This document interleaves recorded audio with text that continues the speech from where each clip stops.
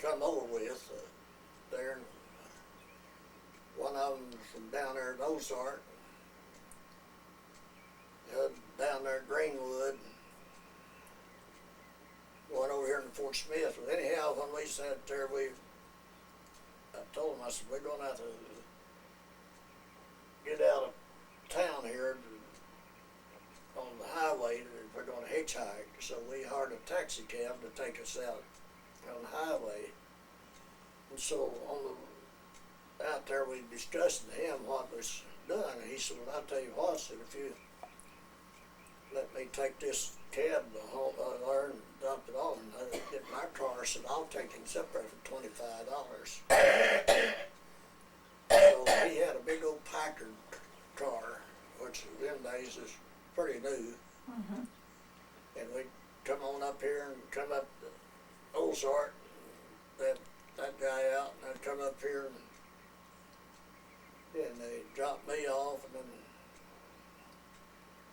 I don't know, the other two, they didn't take them on there. But So that he was real accommodating to you Yeah. guys.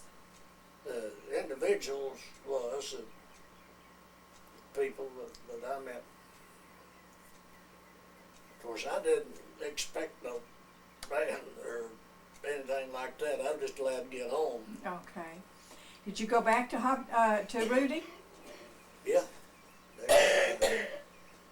Next day, Went home to Mom and Dad? yeah. Did you have a hard time finding a job? No. Okay.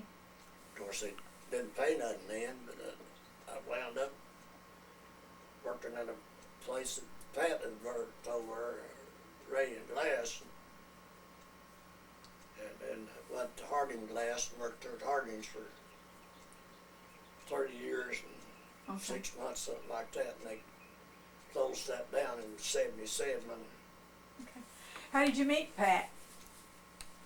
Well, her sister-in-law,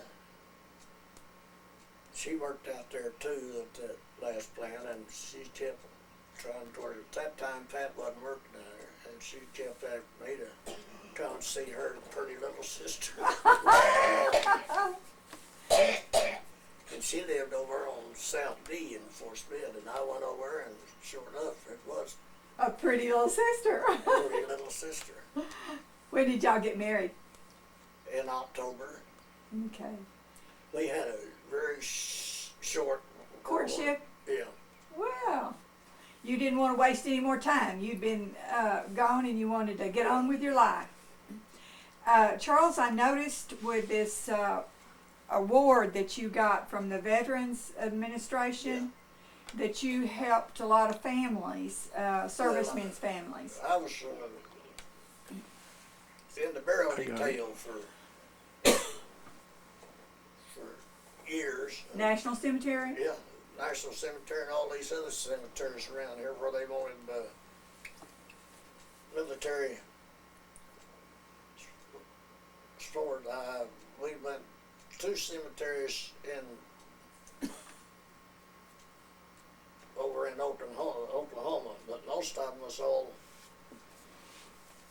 Right around here. right around here. We went clear down to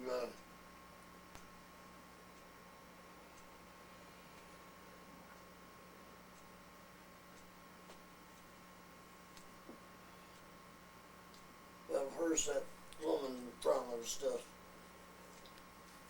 It's all about 70 miles down there.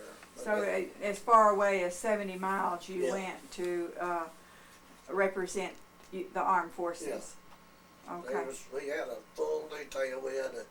I was the chaplain, and we had 2 guys that pulled the flag, and we had 3 guys in it. Had a ritual that they went through, and then they had the commander of it. He was on that there. I guess it was about 45 minutes long. And I've been to several with the Army, but I've never been one with the Navy. Well, we were just in there Yeah. Oh, okay, so it was all branches. Yeah, all branches, yes. Okay. Do you think the military has changed much since you got out? Yes, it sure has. You think the change is good or bad? I think it's bad. Okay. They don't have no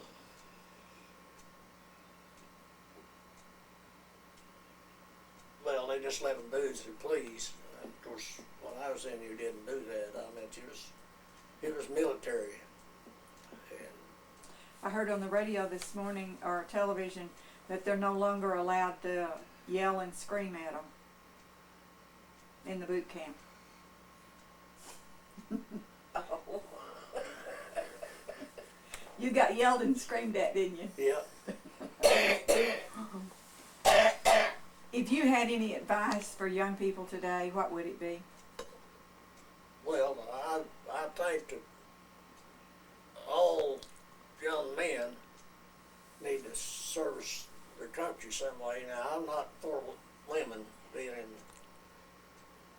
in it now. If they have it separate, but I know how some of them the guys are. They don't have no respect for. Okay. I didn't have no respect for their mothers and sisters, let alone other. How would it have been if you had had women over there in Hiroshima? Hiroshima, however they Yeah. pronounce it. Well, it wouldn't have. I'd have been feel sorry for the officers in charge, because at that time, if they'd done all that, they'd have been trying to, you know, just keep them separated and everything. Now, we had a lot of nurses and stuff on there, and I mean, some of them nurses, they'd go out with the guys, and they went there. Now, I don't know, I didn't.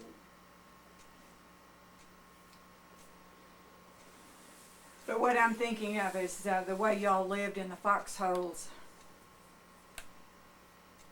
and that kind of thing, you know, how the women would have fared in that kind of situation. Well, they wouldn't have been. They would have been treated just like everybody else. I mean, when you had to go to the bathroom, you went. Mm-hmm. I see.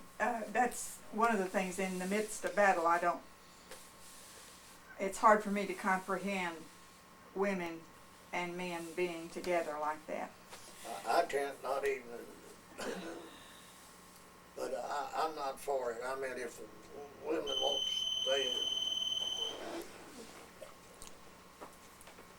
be in their service, well, I think they ought to, you know, Okay. there are places they can serve and stuff, but I don't think they ought to. Okay. America prospered after World War II. Not as a result of the war so much as the technology that we learned while we were in war. Yes, and well, another thing, the women that worked in the airfare, all that and stuff, see, they still, a lot of them stayed in and worked, and the places kept them, and That changed America. changed America.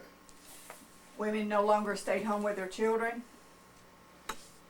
No, and they got out in the workforce. well, on that Fort Lauderdale base, see, that's a big supply base for all the Navy. Of course, we had the camp there at Fort Lauderdale, but there's.